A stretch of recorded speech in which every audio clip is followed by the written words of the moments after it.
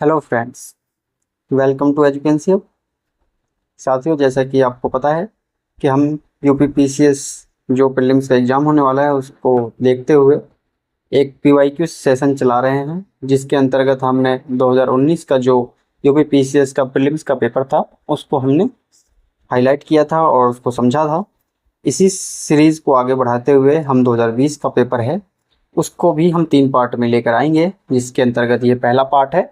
तो क्योंकि एग्ज़ाम नज़दीक है, 27 अक्टूबर को है, इसलिए हम 2020 का भी पेपर एनालिसिस करेंगे और इसके अंतर्गत हम पीवाईक्यू को समझने का प्रयास करेंगे और इसके आधार पर हम आगे की तैयारी और करंट अफेयर और स्टैटिक पार्ट को समझ सकते हैं कि किस टाइप के सवाल यूपीपीसीएस से पूछे जाते रहे और इन्हीं के आधार पर आप अपनी तैयारी को भी डायरेक्शन दे सकते हैं। तो चलिए बिना समय गवाए हम क्वेश्चन देखते हैं। साथियों, जो सबसे पहला सवाल है कि विच of the following Indian archaeologist, ऐसा कौन सा भारतीय पुरातत्वविद था जो कि भीमबेटका केव्स को खोजा था उन्होंने। ये एक प्री हिस्टोरिक सिग्निफिकेंस थी और रॉक पेंटिंग वहाँ पे बनी हुई थी। तो भीमबेटका आप जानते हैं मध्य प्रदेश में है, इसको किन्होंने सबसे पहले खोजा है। तो इसका नाम पूछा, ये स्टेटिक से है तो आपको पता होगा इसका जो सही जवाब होगा होगा वीएस वाकांकर। ठीक है साथियों। नेक्स्ट जो मिलान से संबंधित सवाल है, इसमें मिलान करने को आया ये हड़प्पन साइट से और उनका पूछा गया कि ये कहाँ पे लोकेटेड है। तो जैसे बालू है, मांडा है, पादरी है, हुलास है। तो बालू आपको पता है हरियाणा में है, मांडा आप जानते होंगे जम्मू कश्मीर में है, और पादरी जो है वो गुजरात में है, और हुलास जो है वो उत्तर प्रदेश में पड़ता है। तो इस आधार पे आप सही जवाब चुन सकते हैं, सेकंड का डी। डी सही हो जाता है यहाँ पर। नेक्स्ट सवाल की ओर चलते हैं। तीसरा सवाल भी मैचिंग से है और करेक्ट पूछा गया। आप हमेशा यहाँ पर देख लेंगे करेक्ट पूछा गया है या इनकरेक्ट पूछा गया है, इससे आपको प्रैक्टिस करनी है ताकि आपको कुछ लाभ मिल सके यहाँ के सेशन से। अब यहाँ पर देखिए, जैसे इंडस वैली सिविलाइजेशन है वो किस टाइप की नेचर था उसका, ये मिलान करना है हमें। लेटर वैदिक सोसाइटी कैसा था, तो आपको पता है इंडस वैली जो सिविलाइजेशन था वो अर्बन था, तो आप इससे अर्बन लगा सकते हो। जो सिंधु घाटी सभ्यता वो शहरीकृत था। लेटर वैदिक सोसाइटी और रिंग वैदिक सोसाइटी, आपको पता है जो रिंग वैदिक सोसाइटी था वो मेनली किससे था, पेस्टोरल से था। जो लेटर वैदिक सोसाइटी था वो किस पे था, एग्रेरियन पे था। मिडाइवल पीरियड जो था वो किस पे था, तो लैंड लॉर्डिज्म पे था, मतलब वहाँ पे भूमि स्वामित्व होते थे। तो आप समझ सकते हैं कि जो रिंग वैदिक था वो पशुपालन से जुड़ा हुआ था, जो लेटर वैदिक है वो कृषि से संबंधित था, और इंडस वैली अर्बन से। तो इस आधार पे आप तीसरे का जो सही जवाब लगा सकते हैं वो डी हो जाएगा इसका सही जवाब। चौथे का आंसर देखते हैं। The rulers of which of the following dynasty have been called as Shri Parvatiya in पुराण, मतलब पुराणों में श्री पर्वतीय किस वंश को कहा गया, किस राजवंश को, डायनेस्टी को कहा गया है। तो ये स्टैटिक है, पुराणों में इक्ष्वाकु वंश जो है उनको कहा गया है। फोर्थ का आंसर हो जाएगा बी, इक्ष्वाकु। फिफ्थ क्वेश्चन पूछा गया, consider the following statement, select correct answer using the codes. जैसे पहला दिया गया कि the sun temple of Multan, मतलब मुल्तान का जो सूर्य मंदिर है उसका मेंशन हेनसांग, अबू जायद और अल मसूदी अल बरूनी ने भी किया है। तो ये कथन सही है। The pilgrimage of Sambalpur, Sambalpur who, was associated with sun worship. तो सूर्य की पूजा से संबंधित है संबलपुर का जो तीर्थ स्थल है। तो पांचवे का जो है दोनों ही कथन सही है, इसलिए इसका जो सही जवाब होना चाहिए वो होगा सी। नेक्स्ट सवाल जो सिक्स्थ नंबर है, द ऑफिशियल एग्रोनोमी, आपने एक टर्म सुना होगा एग्रोनोमी मौर्यन काल में, वो किस फील्ड से रिलेटेड था, आपको ये बताना एग्रोनोमी। तो साथियों ये जो था वेट एंड मेजरमेंट से नहीं था, एडमिनिस्ट्रेटिव मैनेजमेंट से भी नहीं था, ये कंस्ट्रक्शन ऑफ रोड से रिलेटेड था एग्रोनोमी। ठीक है, तो आपको ध्यान रखना है कि स्टैटिक पार्ट है, इस तरीके के अधिकारियों के नाम जो मौर्यन काल में थे, आप जानते हैं वहाँ पे अध्यक्ष थे, स्थानिका, इस तरीके के आपको कई नाम मिलेंगे, छुआप, एग्रोनोमी, चट्टियार। तो ऐसे नामों का आप ध्यान रखिए कि किसका क्या भूमिका था, क्या रोल था। नेक्स्ट सवाल देखते हैं। महाजनपद और कैपिटल मिलान का पूछा गया है। तो ये बहुत इजी सवाल है, मत्स्य आपको पता है, कुरु, सूरसेन, अश्मक, जो भी 16 महाजनपद थे उनको मिलान करना है। यहाँ पर आपको पता होगा कि मत्स्य अगर एक दो भी जानते होंगे तो आप आसानी से मिला पाएंगे। जैसे मत्स्य जो राजस्थान में था उसकी जो कैपिटल थी वो विराटनगर थी। कुरु आपको पता है कुरुक्षेत्र, उसकी राजधानी इंद्रप्रस्थ थी। सूरसेन की जो थी वो मथुरा थी। अश्मक की जो थी वो पोटान थी, या पैठान भी बोलते हैं इसको। तो ये सेवंथ का जो आंसर हो जाएगा वो हो जाएगा सही जवाब सी। नेक्स्ट सवाल देखते हैं हम। एट्थ नंबर, एसर्शन और रीजन का सवाल है। आपको पता है we have much more information about Cholas and their predecessor, मतलब कह रहा है कि हम बहुत ज़्यादा इन्फॉर्मेशन रखते हैं चोला के बारे में देन देयर प्रिडेसेसर, उनसे पहले के जो रूलर हुआ करते थे उनकी तुलना में हम चोल साम्राज्य या चोल राज्य के बारे में अधिक जानकारी रखते हैं, ये पहला कथन में कहा गया है।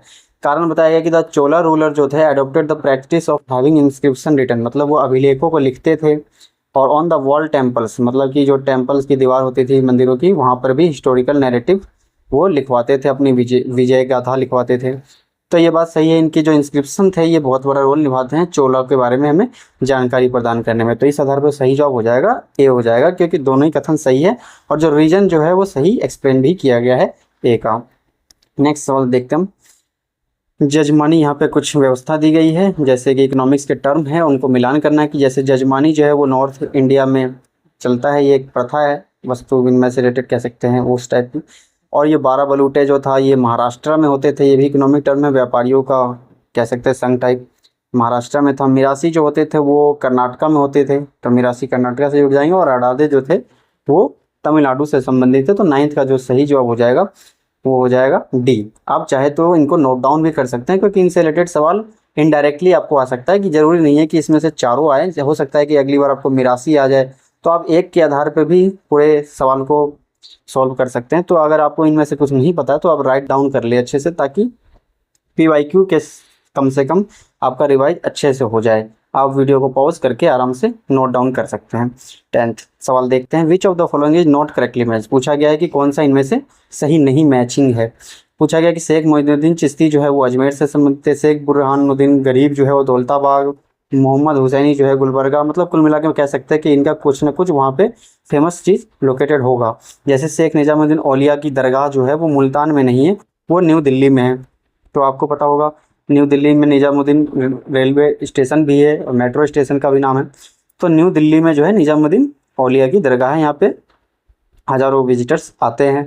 तो ये जो डी ऑप्शन है वो गलत हो जाता है, क्योंकि यहाँ मुल्तान लिखा है। इससे इसके आधार पर आप बाकी 3 सवाल भी समझ सकते हैं कि मोइनुद्दीन चिश्ती जो है वो अजमेर में है उनकी दरगाह, बुरहानुद्दीन जो गरीब है वो दौलताबाद में। आप ऐसे याद रख सकते हैं कि जो गरीब है उनके पास तो बहुत अधिक दौलत है। तो ऐसे करके आप एक्रोनिम्स अपना कुछ तैयार कर सकते हैं। मोहम्मद हुसैनी जो है वो गुलबर्गा में है, और बाकी निजामुद्दीन आपको पता चलेगा। इस प्रकार से 4 क्वेश्चन आपके रिवाइज हो गए। Indian minister of youth affairs, ये करंट अफेयर से रिलेटेड रहा होगा उस समय, कि sports announced on 25 July 2020 that in 2021 4th Khelo India youth games. पूछा गया कि अनाउंस हुआ था 25 जुलाई 2020 को। तो आप समझ सकते हैं 2020 का पेपर है, तो उस दौरान ही ये करंट में था कि 2021 का वो कहाँ पर होस्ट होने वाला है, क्या चीज़, गेम्स है ये खेलो इंडिया यूथ गेम्स। तो ये इसका सही जवाब था हरियाणा, उस समय के हिसाब से ये करंट अफेयर है। तो इसी अकॉर्डिंग आप इस साल का भी तैयार कर सकते हैं। Who among the following was the author of the book, book का पूछा गया कि बात नहीं, किताब है ये, किताब-ए नौरस। जो किताब-ए नौरस है वो किसकी रचना है, किस ऑथर ने इसको लिखा है। तो जो 12 नंबर सवाल है इसका जो सही जवाब होगा वो इब्राहिम आदिल शाह द्वितीय। आपको पता होगा बीजापुर के जो सुल्तान थे इब्राहिम आदिल शाह द्वितीय, वो काफ़ी कल्चरल एनरिचमेंट करते थे अपने राज्य में। तो इब्राहिम आदिल शाह द्वितीय फैक्ट्स के रूप में याद रखेंगे, किताब-ए नौरस उन्होंने लिखा है। नेक्स्ट सवाल हम देखते हैं। Consider the following chronological order लगाना है इनको, कि ये किताबें जो लिखी है आपको पता है मिडाइवल से रिलेटेड है, ये अर्ली मिडाइवल और मिडाइवल को मिला के। तो इनको कौन सा पहले लिखा गया कौन सा बाद में लिखा गया है, क्रोनोलॉजिकल ऑर्डर में लगाना। तो आपको सबसे पहले इसमें दिख रहा होगा किताबुल हिंद, आप जानते हैं जो अलबरूनी ने लिखी थी। तो तीसरा पहले हो जाएगा, इसके आधार पर आप समझ सकते हैं कि 2 ऑप्शन बचा।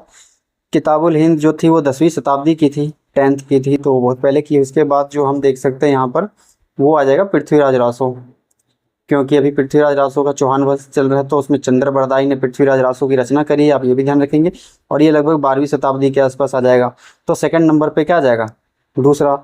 अब देखेंगे कि यहीं पर आपको आंसर मिल गया डी, जो 13वें का सही जवाब होगा वो होगा डी। इसके बाद जो है तबकात नासिरी आती है, मिनहाज सिराज की है। तो तबकात नासिरी लिखी गई है 13वीं शताब्दी में। और फिर उसके बाद लास्ट में आता है फतवा ए जहांदारी, जानते हैं आप जियाउद्दीन बर्नी की रचना है ये फतवा ए जहांदारी। और तारीख फिरोज शाही, ये दोनों रचना जियाउद्दीन बर्नी की है। तो आप मैंने आपको पहले ही बताया था कि मिडाइवल में बुकों से रिलेटेड इससे पहले 2019 में भी देखा था हमने, अमीर खुसरो और बहुत सारे राइटर्स की किताबों का मिलान पूछा गया था। यहाँ पर क्या है, क्रोनोलॉजिकल ऑर्डर में लगाना। तो जो फतवा जहांदारी है वो 14वीं शताब्दी चला जाएगा। तो इस आधार पर सही जवाब आपने देख लिया। इस तरीके से आप तैयारी को आगे भी बढ़ा सकते हैं।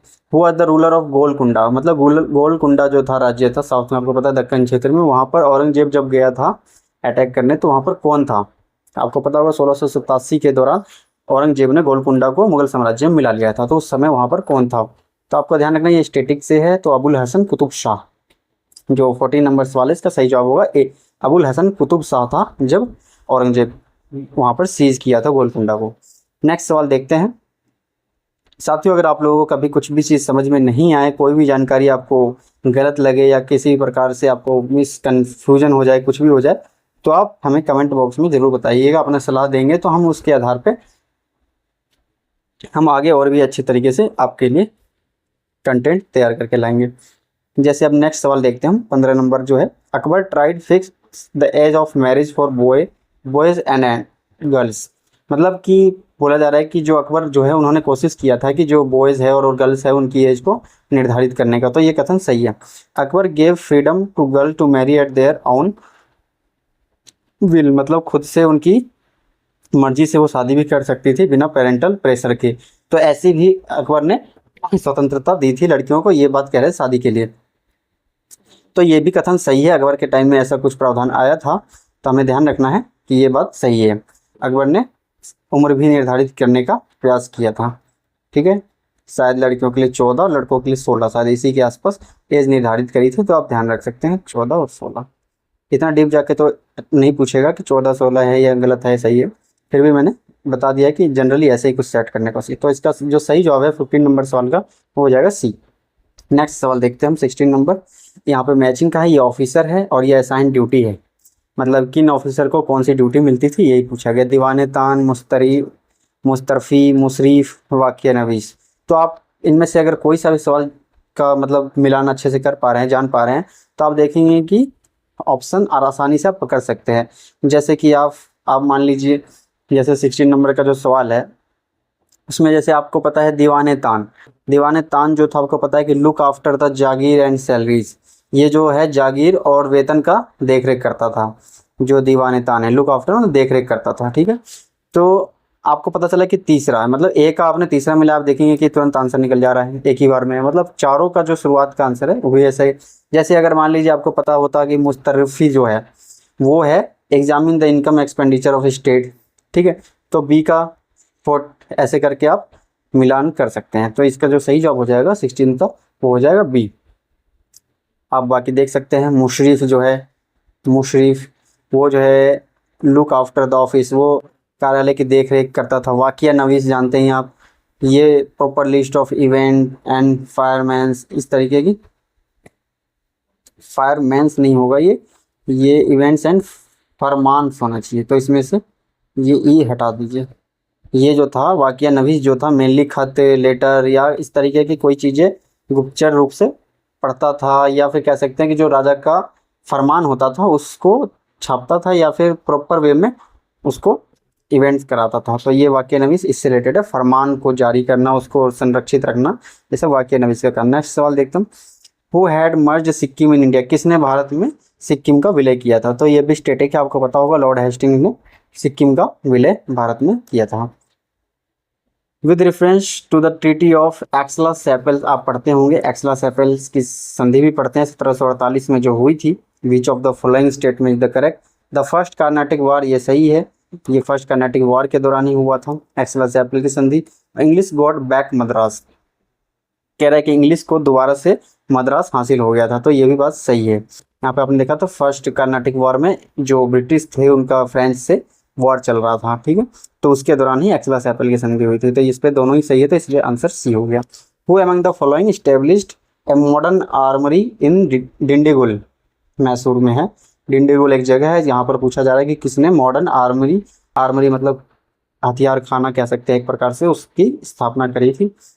तो ये इसका जो सही जवाब हो जाएगा वो हैदर अली हो जाएगा, क्योंकि आपको ध्यान रखना है कि मैसूर राज्य आया है, तो मैसूर राज्य में हैदर अली, टीपू सुल्तान, अगर आप इन सबका कार्यकाल देखेंगे कि आंग्ल प्रथम मैसूर युद्ध, द्वितीय तो आपको ध्यान आएगा कि इस दौरान हैदर अली वहाँ पर थे। तो 19 का जो सही जवाब हो जाएगा वो हो जाएगा बी। नेक्स्ट सवाल देखते हैं हम 20 number. Who among the following was sent as representative of the labourers by Indian government in the Washington summit of ILO। ये सवाल एक प्रकार से विवादित भी हो गया था, क्योंकि इसका कुछ जवाब VP वाडिया मान रहे थे, कुछ NM जोशी थे। जो इसका बहुत सारे जो गवर्नमेंट के ऑफिशियल डाटा थे उसमें तो NM जोशी को बताया गया था, लेकिन जो आंसर किया है था उसमें वीपी वाडिया को मान लिया गया था। तो इस पर डिबेट हो सकता है कि क्या सही जवाब होगा, लेकिन यूपीपीसीएस के आयोग ने तो आंसर वीपी वाडिया माना है, तो हम ये भी वीपी वाडिया ही मानेंगे। लेकिन अगर वीपी वाडिया ना हो तो मेनली आप एनएम जोशी को ही माने, क्योंकि इन्होंने ही रिप्रेजेंटेटिव का काम किया था वहाँ पे, जो श्रमिक भारतीय गए थे यहाँ से, इंडियन गवर्नमेंट का जो वाशिंगटन समिट आईएलओ में गए थे वहाँ पर। ठीक है, नेक्स्ट 21 नंबर देखते हैं हम। इसमें असर्शन और रीजन से रिलेटेड है कि the British government introduced different land revenue system in different parts of India. मतलब कह रहा है कि जो भी ब्रिटिश गवर्नमेंट का रेवेन्यू था, आपको पता है राजस्व व्यवस्था थी, तो वो भारत के अलग अलग क्षेत्रों में अलग अलग थी। तो आपको पता है, हाँ बिल्कुल अलग अलग थी। कहीं पर परमानेंट सेटलमेंट था, स्थायी बंदोबस्त था, कहीं पर आपने देखा था कि जमींदारी व्यवस्था जहाँ पे थी वहाँ तो परमानेंट सेटलमेंट हो गया। साउथ में आपने देखा था कि रैयतवाड़ी व्यवस्था थी, कहीं पे महालवाड़ी व्यवस्था थी। तो ये बात सही हो जाती है। It led to create different classes in Indian peasantry. कह रहा है कि ये इसका कारण जो था मेनली भारत में जो किसान के जो वर्ग थे वो अलग अलग क्षेत्रों में अलग अलग टाइप के थे। तो ये बात भी सही है। तो इसलिए इसका जो सही जवाब हो जाएगा वो हो जाना चाहिए ए, क्योंकि दोनों कथन सही भी है और कारण भी सही दिया गया है। नेक्स्ट सवाल देखते हैं, who among the following leaders did not participated in the second round table conference. कह रहा है कि जो द्वितीय गोलमेज सम्मेलन हुआ था उसमें किसने पार्टिसिपेट नहीं किया था ऐसा लीडर। एम के गांधी आपको पता है द्वितीय में ही गए थे, सरोजिनी नायडू ये भी गए थे, और मदन मोहन मालवीय ये भी गए थे। तो जो डॉक्टर राजेंद्र प्रसाद है ये नहीं गए थे। तो इस आधार पर नॉट करेक्ट पूछा है, तो इसका सही जवाब हो जाएगा 22 का डी। नेक्स्ट देखते हैं, यहाँ पर मिलान करना है Indian arm act, royal title act, Indian high court act, Indian divorce act. कब का, कौन सा, किस समय का है ये पूछा गया है 23 का। तो आपको ध्यान रखना है इंडियन आर्म एक्ट जो है वो आया था 1878 में। आपको पता है यहाँ पर आया था। महत्वपूर्ण टाइम पीरियड हो जाता है क्योंकि इस समय लॉर्ड लिटन थे, उन्होंने काफ़ी सारे वर्नाक्यूलर एक्ट, आर्म्स एक्ट, ये सारे बहुत सारे एक्ट जो आए थे वो आपको पता होगा लॉर्ड लिटन के टाइम पे आया था। तो 1878 अगर आप मिलान करते हैं तो आपको यहाँ पर दो 50-50 में अब आ जाते हैं। फिर उसके बाद आप देखेंगे रॉयल टाइटल एक्ट। तो टाइटल एक्ट जो था वो पहले आया था 1876 में आया था। तो इस आधार पे आपको जो आंसर मिलेगा वो मिल जाएगा डी। इस आधार पे आप देख सकते हैं कि इंडियन हाई कोर्ट, आपको पता है कि कोर्ट से जो रिलेटेड थे 3 कोर्ट हाई कोर्ट बनाए गए थे, तो वो 1861 में बनाए गए थे। तो ये हो जाएगा इंडियन डाइवोर्स एक्ट जो है वो फिर वो 1869 का हो जाएगा। इस आधार पे जो 23 का आंसर हो जाएगा वो हो जाएगा डी। नेक्स्ट देखते हैं हम बुक और उनके राइटर के बारे में पूछा गया। The story of my deportation, Gita Rahasya, nation in making और इंडिया विंस फ्रीडम, इनके मिलान करने हैं कि किसका कौन है। तो यहाँ पर हम देख सकते हैं कि जो the story of my deportation है ये जो है लाला लाजपत राय की है। मतलब इनको ही पता है कि देश से निष्कासित भी कर दिया गया था, इधर से उधर विदेश में भी कई बार गए थे। और गीता रहस्य तो बहुत फेमस बुक है और इजी है, आपको पता होगा ये बाल गंगाधर तिलक से रिलेटेड है। तो ये भी आप पकड़ सकते हैं। इंडिया विंस फ्रीडम जो है, अब इसी के आधार पर आप देखेंगे तो आंसर निकल जाएगा कि जो हमने ए का दिखा तीसरा, तो ए का देखा हमने तीसरा, तो ये तो पहले ही एक बार में ही आप आंसर निकल जाता है कि जो 24 है उसका जो सही जवाब होगा वो होगा ए। ठीक है, बी का हो जाएगा 4th और सी का हो जाएगा 1st। यानी कि ए नेशन इन मेकिंग जो है वो सुरेंद्र नाथ बनर्जी की है, और इंडिया विंस जो फ्रीडम है वो है मौलाना अबुल कलाम आज़ाद। तो ये स्टैटिक बुक है और राइटर इनको ध्यान रखना, क्योंकि इसमें से कोई ना कोई कभी ना कभी इनडायरेक्टली आपको एग्जाम में हेल्प ही करेगा। और PYQ सवाल करने का उद्देश्य ये होता है ताकि हम समझ सकें कि किस प्रकार के सवाल पूछे जाते हैं। कल को आप हिस्ट्री पढ़ेंगे इसमें तो आप इन सब चीज़ों को दोबारा रिवाइज करके और एक्स्ट्रा नॉलेज को भी अपने पास रख पाएंगे, क्योंकि ये ट्रेंडिंग सवाल होते हैं आयोग के, तो आप इससे आसानी से तैयारी कर सकते हैं। पूछा गया कि नॉट करेक्टली मैच्ड, कौन सा जो है सही से मैच नहीं है। आदिवासी ट्राइब्स के नाम है और यहाँ पे लोकेशन है उनका, जैसे अंगामी दे दिया है, तो अंगामी आपको पता होगा नागालैंड में ही पाए जाते हैं। बिरहोर जो है वो झारखंड की ट्राइब है, तो ये भी सही है।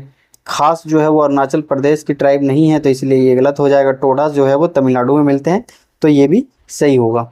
खास जो है वो उत्तराखंड और इधर जो कश्मीर और हिमाचल का क्षेत्र है इस रीजन में पाए जाते हैं ये ट्राइब, तो इसलिए इसका जो 25 का जो सही जवाब हो जाएगा वो हो जाएगा सी, क्योंकि नॉट करेक्टली पूछा गया है। नेक्स्ट सवाल देखते हैं, which of the following rivers is a trans Himalayan river. मतलब पार हिमालय कह सकते हैं कि कौन से ऐसी नदी है जो हिमालय के उस तरफ से भी जाती है, तो इसका सही जवाब हो जाएगा सतलुज, क्योंकि आपने देखा होगा झेलम, गंगा, रावी ये सब ट्रांस हिमालयन रिवर नहीं है सतलुज, जबकि कहाँ से, तिब्बत से आती है, हिमालय के भी उस तरफ से आती है, तिब्बत क्षेत्र से। नेक्स्ट सवाल की ओर बढ़ते हैं हम। 27 में पूछा गया कुछ लेक और उनके लोकेशन, जैसे साला लेक अरुणाचल प्रदेश में है, बड़कल लेक हरियाणा में है, लोकटक लेक मणिपुर में है, और कालीवली लेक तमिलनाडु में है। तो यहाँ पर देख सकते हैं कि सारे ही मैचिंग में है, तो इस आधार पर तो 27 का जो सही जवाब हो जाएगा वो ए हो जाएगा, क्योंकि ये सारे जो लेक है सही मिलान किया गया इनका। नेक्स्ट सवाल देखते हैं हम। Which one of the following is the youngest mountain range of India, मतलब भारत का सबसे कौन सा यंगेस्ट माउंटेन रेंज है वो पूछा गया है यहाँ पर। तो आप देख सकते हैं हिमाद्री रेंज जो है ये इसका सही जवाब होगा, हिमाद्री रेंज, ध्यान रखेंगे आप, यंगेस्ट माउंटेन रेंज है ये भारत का। यहाँ पे भी करेक्ट आंसर पूछा गया है, और मिलान के लिए नेशनल पार्क और राज्यों का मिलान करना है। इंद्रावती जो है वो झारखंड में नहीं है, इंद्रावती जो है वो छत्तीसगढ़ में पड़ता है। जो मोल्लेम है वो नेशनल पार्क जो है वो गोवा में पड़ता है। कालेश्वर जो है वो हरियाणा में पड़ता है, और बेतला जो है वो झारखंड में पड़ता है। तो इस आधार पे आप 29 का जो सही जवाब मैचिंग कर सकते हैं वो हो जाएगा ए। नेक्स्ट क्वेश्चन देखते हैं। वैली ऑफ कश्मीर, मतलब कश्मीर घाटी जो है वो किसके बीच में अवस्थित है, तो ये फेमस कश्मीर घाटी जो है वो पीर पंजाल और हिमाद्री रेंजेस के बीच में स्थित है, तो ये ध्यान रखेंगे आप। नेक्स्ट सवाल की ओर बढ़ते हैं। साथियों आप एनसीईआरटी जरूर कवर करें, पीसीएस आयोग वगैरह में बहुत ही ज़्यादा सवाल एनसीईआरटी से आते हैं, ये सारे अधिकतर सवाल एनसीईआरटी से भी सॉल्व हो जाते हैं। The following tributaries of river Yamuna and arrange them from west to east, कह रहा है कि यमुना की जो ये सहायक नदियां हैं ये इनमें से वेस्ट से ईस्ट मतलब कि पश्चिम से पूर्व की ओर लगाना है हमें। तो हमें देखना होगा कि सबसे पश्चिम में सबसे पहले कौन आता है, तो हमें यहाँ पे पता होगा चंबल। इस आधार पे हम फोर्थ पहले ही मिल गया कि जो 31 का जो सही जवाब होगा वो ए होगा, चंबल आता है, उसके बाद फिर सिंध आता है, ठीक है, उसके बाद फिर बेतवा और फिर लास्ट में केन, ठीक है, आप इस तरीके से ध्यान रखेंगे। फिर which of the following are not correctly matched, minerals पूछा गया और माइनिंग सिटी बता रखा है कि जो खनिज है और उसका कौन सा मैच नहीं है, ठीक है। तो कॉपर जो है वो चित्रदुर्ग लिखा है, आयरन और जो है वो बेल्लारी लिखा है, मैंगनीज जो है भीलवाड़ा लिखा है, बॉक्साइट जो है वो कटनी लिखा है। तो बॉक्साइट कटनी ठीक है, आयरन का जो खनिज एस्क है वो बेल्लारी में, ये भी ठीक है। कॉपर का सही नहीं है और मैंगनीज का सही नहीं है। कॉपर पता है आपको खेतरी राजस्थान में मिलता है, कुछ झारखंड के सिंहभूम जिले में भी मिलता है। मैंगनीज जो है वो भीलवाड़ा नामक के मध्य प्रदेश में छिंदवाड़ा है, धारवाड़ है, इस तरीके की जो ज़िले हैं वहाँ पे मिलते हैं। तो इस आधार पे जो इसका सही जवाब हो जाएगा, क्योंकि नॉट करेक्ट पूछा गया है, तो 32 का जो होगा वो हो जाएगा सी, पहला और तीसरा। नेक्स्ट क्वेश्चन देखते हैं एक्सटेंशन रीजन का।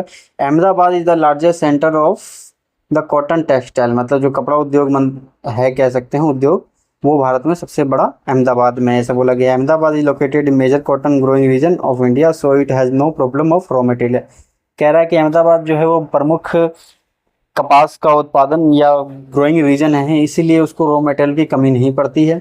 तो ये कथन रीजन जो है ये तो सही दिया गया है, लेकिन लार्जेस्ट नहीं है यहाँ पर, तो इस आधार पर हम कह सकते हैं कि असर्शन ही गलत है, रीजन तो सही है। तो यहाँ पर हम आंसर देख सकते हैं A is false but R is true, तो 33 का जो सही जवाब हो जाएगा वो हो जाएगा डी।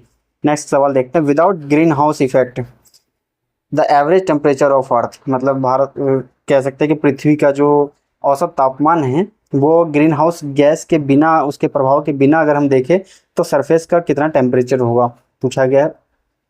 तो साथियों इसका जो सही जवाब होगा वो -18 डिग्री सेल्सियस होगा, अर्थात 0 डिग्री फ़ारेनहाइट पे, ठीक है। तो आगे बढ़ते हैं हम। नेक्स्ट सवाल देखो। Which one of the following is not correctly matched, country और कैपिटल पूछा गया। मोरक्को की देर खैराबात, ये बात सही है। ट्यूनीशिया की ट्यूनिस है, अल्जीरिया की अल्जीरियस है, और कैप वर्डे की देर खैर बमाको, जो कि सही नहीं है, क्योंकि बमाको जो है वो किसकी कैपिटल है, वो माली की कैपिटल है, ठीक है। तो आप ध्यान रखिए वो माली की कैपिटल है, माली जो अफ्रीका कॉन्टिनेंट है उसके अंतर्गत एक देश है, उसकी है। नेक्स्ट क्वेश्चन देखते हैं। माउंटेन और कंट्री पूछा गया। एटलस जो है वो फ्रांस का बताया गया है, जो कि सही नहीं है, मिलान करना है हमें, तो हम देखेंगे इसके अंदर से एटलस जो है वो जाएगा मोरक्को में जाएगा, ठीक है। आपको ध्यान रखना जो एटलस माउंटेन है वो कहाँ है, मोरक्को में है। किलिमंजारो बहुत फेमस है और अफ्रीका का तो बड़ा सा सबसे बड़ा माउंटेन में भी आता है, तो ये हो जाएगा तंजानिया। चिम्बारोजो जो है वो इक्वाडोर पड़ता है, वो दक्षिण अमेरिका महाद्वीप है। आप वहाँ पे इक्वाडोर एक देश देख सकते हो, उसकी जो सबसे ऊंची चोटी है वो चिम्बारोजो वहाँ पर इक्वाडोर में आता है। पिरेनीज जो है वो पड़ता है फ्रांस और स्पेन के बीच। तो ये इस आधार पे आप 36 का जो जवाब है वो सही ए मार सकते हैं, ए है। नेक्स्ट देखते हैं 37, the equators does not pass through which of the following country, मतलब कहाँ से जो है भूमध्य रेखा जो है कह सकते हैं विषुवत रेखा जो है नहीं गुजरती है, ऐसा पूछा गया है। काफ़ी सारे राष्ट्रों से गुजरती है, अलग अलग महाद्वीप से। तो ये गैबन, सोमालिया, ये सब अफ्रीका के राष्ट्र है। इक्वेटोरियल गिनी और रवांडा, रवांडा तो साउथ की तरफ थोड़ा पड़ जाता है, तो यहाँ तो मुश्किल ही है। इक्वेटोरियल गिनी में भी नहीं है, तो इसका जो नहीं पूछा गया कि नॉट पास थ्रू, तो इसमें से नहीं वाला बताना है। तो तीसरा और चौथा जो है ये सही जवाब होगा, क्योंकि यहाँ से नहीं गुजरती। गैबन, सोमालिया इन सब जगहों से गुजरती है। और आप इसके आधार पे और भी सोच सकते हैं कि एशिया में कहाँ कहाँ से गुजरती है, जैसे इंडोनेशिया हो गया है ना, और किस किस राष्ट्र से गुजर रही है। सोमालिया हो गया, कांगो हो गया, रिपब्लिक कांगो हो गया, डेमोक्रेटिक कांगो हो गया, गैबन हो गया। तो जो भी देश है उनको भी देख सकते हैं। फिर दक्षिण अमेरिका के महाद्वीप में देख सकते हैं कि वहाँ पर ब्राज़ील है, कौन कौन से राष्ट्र है जहाँ से इक्वेटर गुजर रहा है। क्योंकि हर बार यही सवाल नहीं आएगा, लेकिन इसके आधार पे आप अंदाज़ा लगा सकते हैं कि कुछ दूसरा देश दिया जा सकता है सवाल में। डार्लिंग रेंज पूछा गया कि जो डार्लिंग पर्वत श्रृंखला है वो दक्षिण, मतलब वैसे तो दक्षिण पश्चिम क्षेत्र में है ऑस्ट्रेलिया के, लेकिन अगर आपको पता नहीं होगा तो यहाँ पे कंफ्यूज हो जाएंगे। तो ये पूछा गया कि कोस्ट जो है ऑस्ट्रेलिया का, ऑस्ट्रेलिया महाद्वीप के, वो किस सिचुएशन में है। क्योंकि अगर आप केवल इतना ही ध्यान रखेंगे डार्लिंग रेंज ऑस्ट्रेलिया में है तो भी आप नहीं कर पाते, क्योंकि यहाँ पर देखिए दिशा पूछ ली है कि नॉर्थ ईस्ट साइड में है कि साउथ साइड में है कि ईस्टर्न कोस्ट में है। तो जब तक आप ऑस्ट्रेलिया का मैप खोल के उस रेंज को देख नहीं लेंगे कि वो ऑस्ट्रेलिया के किस सेक्शन में पड़ रहा है, तब तक आप सही नहीं कर पाएंगे। जो 38 का जो सही जवाब होगा वो होगा डी, साउथ वेस्टर्न। जैसे कि अगर ये ऑस्ट्रेलिया है तो इस रीजन में, ये साउथ वेस्ट रीजन में डार्लिंग रेंज का एरिया है। ये सारा डिजर्टेड एरिया है और यहाँ पे आपको पता है डिवाइडिंग रेंज है ये सब। तो ऑस्ट्रेलिया के जब मैप को आप करेंगे तो आप ध्यान रखेंगे एक एक चीज़ कहाँ पर क्या है। जैसे यहाँ नल्ला बोर प्लेन्स है, ठीक है, तो आप ऑस्ट्रेलिया मैप को देखेंगे, क्योंकि ऑस्ट्रेलिया हमेशा से इंपॉर्टेंट रहा है आयोग के लिए। फिर आप देखेंगे ट्रॉपिकल साइक्लोन, ये उस समय जो करंट में रहे होंगे ट्रॉपिकल साइक्लोन्स, उनसे रिलेटेड भी पूछा गया होगा। जैसे बैगुयो है, हरिकेन है, टाइफून है, इसका मिलान करना है। तो विली विलीज आपको हमें ध्यान रखना है, ऑस्ट्रेलिया में है। बैगुयो जो है, हरिकेन जो पड़ता है वो यूनाइटेड स्टेट्स ऑफ अमेरिका में पड़ता है। तो ऐसे मिलान कर सकते हैं कि बी का जो हो गया वो हो गया फोर्थ। तो बी का फोर्थ आप देख रहे हैं दो जगह पे है। ए का थर्ड यानी कि बैगुयो जो है वो फिलीपींस में है, तो यहाँ पे भी देखिए दो जगह पे है। जैसे ही आप मिलाएंगे विली विलीज ऑस्ट्रेलिया यानी कि डी का फर्स्ट, तो यहाँ पर आपको दिख जाएगा कि जवाब हो जाएगा 39 का बी, अर्थात टाइफून जो है वो चाइना में आता है। ठीक है, नेक्स्ट 40 नंबर सवाल देखते हैं। Which of the following ocean current is associated with Indian ocean, मतलब जो हिंद महासागर है भारत का, उसमें फ्लो करने वाली ये ओशन करंट्स है। करंट्स मतलब जलधारा होती है, तो कौन सी है। फ्लोरिडा देखिए, ये तो है हमारे पास है नहीं, अमेरिका की साइड है तो वहाँ पे है। कनारी जो करंट है वो भी अटलांटिक की करंट है, तो हमारे यहाँ नहीं है। कुराइल जो है वो पैसिफिक की हो जाएगी, क्योंकि ये जापान के पास है। अगुलहास जो है वो आपको पता होगा कि जो ईस्ट अफ्रीकन साइड है उस साइड में अगुलहास बहते हैं, और ईस्ट अफ्रीकन साइड जो है वो इंडियन ओशन कहीं पड़ता है। तो इस आधार पर 40 का सही जवाब हो जाएगा सी। नेक्स्ट देखते हैं, पोर्ट्समस्बर्ग जो है और उसके पास का एरिया पूछा गया है, साउथ अफ्रीका में किस महत्वपूर्ण खनिज के लिए जाना जाता है। तो इसका जो सही जवाब हो जाएगा वो हो जाएगा मैंगनीज, 41 का। तो ऐसे फेमस लोकेशन और प्लेसेस पूछे जाते रहे। मलेशिया की जैसे देखिए किंटा वैली, आप देख रहे हैं इस प्रकार की चीज़ें पूछी जाती है। किंटा वैली किस लिए फेमस है, तो ये तो एनसीईआरटी वगैरह में भी पहले भी मिला हुआ है। तो टीन प्रोडक्शन से रिलेटेड है, आप ध्यान रखेंगे। मलेशिया एशिया में पड़ता है, वहाँ पे एक किंटा घाटी है, वहाँ पे टीन प्रोडक्शन से जुड़ा हुआ इसलिए फेमस है। कंट्री और आयरन और प्रोड्यूसिंग एरिया पूछा गया है, जैसे कजाकिस्तान, करांगांडा, यूक्रेन, क्रिवोय रोग, जर्मनी, नॉर्मैंडी, फ्रांस, पिरेनीज। तो ये तीनों तो सही है। क्रिवोय रोग यूक्रेन का है आयरन ओर का, जबकि जर्मनी का नॉर्मैंडी नहीं है, ये फ्रांस का नॉर्मैंडी होता है। इस आधार पे जो सही जवाब हो जाएगा वो हो जाएगा सी, क्योंकि नॉट करेक्टली पूछा गया है। नेक्स्ट सवाल देखते हैं 44 का। In which of the following region of the world the production of the citrus fruit, मतलब खट्टे फलों की जो खेती होती है वो किस रीजन में ज़्यादा अच्छे से होती है, वेल डेवलप होती है। तो आपको ये एनसीईआरटी में भी मिलेगा बहुत अच्छे से।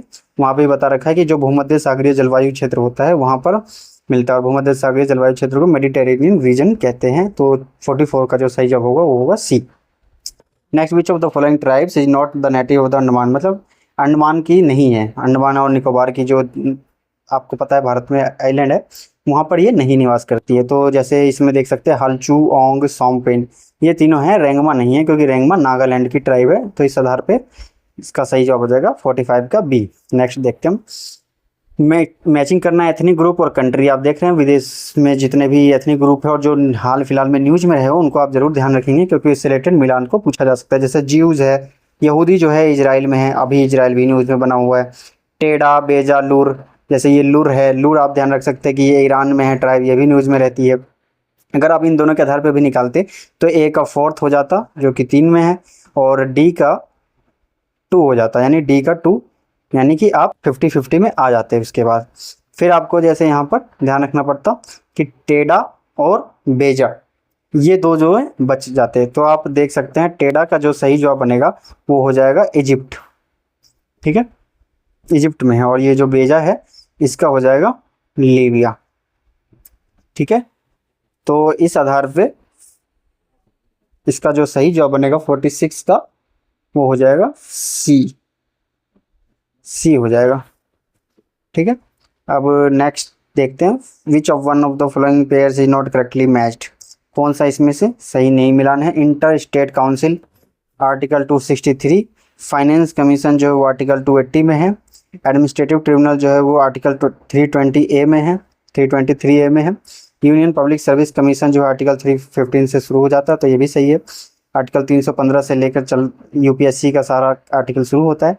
323A में ही है जो एडमिनिस्ट्रेटिव ट्रिब्यूनल की बात हो 323A में है, 323B में जो है वो अदर ट्रिब्यूनल्स की बात की गई है, और आर्टिकल 280 में वित्त आयोग की बात की गई, ये भी सही है, और आर्टिकल 263 में इंटर स्टेट मतलब अंतर्राज्यीय परिषद की बात की गई, तो ये भी सही है। तो यहाँ पर नॉट करेक्टली पूछा गया है लेकिन यहाँ पर सब सही दिए गए, इसलिए आयोग ने ये सवाल डिलीट ही कर दिया होगा। तो नेक्स्ट हम देखते हैं, यहाँ पर आप इन चारों का याद रख सकते हैं कि आर्टिकल और इससे रिलेटेड चीज़ें पूछी जाती रही है। Which article of the Indian constitution describe the central vigilance commission, आपको पता है CVC जो है सेंट्रल विजिलेंस केंद्रीय सतर्कता आयोग, इससे रिलेटेड पूछा गया कि कौन सा आर्टिकल हमारे संविधान में है। तो आपको पता होगा ये कोई संवैधानिक बॉडी तो थी ही नहीं CVC कभी भी, ये तो 1964 में जो केस संथान समिति थी जो भ्रष्टाचार को लेकर बनाई गई थी उसके एडवाइस पर बनी थी, उसकी अनुशंसा बनी थी, तो सरकार द्वारा ये बनाई गई है। तो ये इसका आर्टिकल तो हो ही नहीं सकता क्योंकि इसका गठन ही 1964 में हुआ है। इसको जो स्टैच्यूटरी दर्जा दिया गया, जो वैधानिक दर्जा दिया गया था, वो 2003 में एक एक्ट बनाकर इसको कह सकते हैं कि वैधानिक दर्जा दे दिया, लेकिन आर्टिकल इसका संविधान में मेंशन नहीं है, इसलिए इसका जो सही जवाब हो जाएगा वो हो जाएगा डी। नेक्स्ट क्वेश्चन देखते हैं 49, which region of the country had conferred social status under article 371J, आपको पता है जो सोशल स्टेटस या स्पेशल स्टेटस से रिलेटेड जो भी संविधान में प्रावधान किए गए हैं वो आर्टिकल 370 जैसे जम्मू एंड कश्मीर को लेकर था, 371 है ना, कई सारे महाराष्ट्र एंड गुजरात इससे रिलेटेड थे, 371A था जिसमें वो नागालैंड से रिलेटेड था, इसी प्रकार से 371J कई सारे का, तो आप सबका देख लेंगे और महत्वपूर्ण याद भी कर लेंगे। जो 371J है उसका मेनली बी से हो जाएगा, हैदराबाद एंड कर्नाटका, ठीक है, तो आप इसका ध्यान रखेंगे। नेक्स्ट सवाल देखते हैं और लास्ट है ये हमारा आज का सेशन का।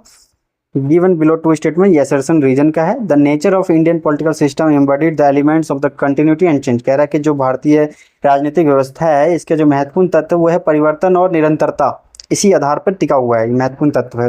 तो ये बात सही है, हमारे यहाँ परिवर्तन भी होते रहते हैं और निरंतरता भी चलती रहती है। The Indian political system contain the element of the following political system such as the modern style, traditional style, मतलब नए नए विचारों को, नए नए व्यवस्थाओं को अपनाता है, पुरातन भी रखता है साथ में, एंड सेंट स्टाइल, हर प्रकार से हमारी पॉलिटिकल सिस्टम में चीज़ें देखने को मिलती है, शामिल है सब।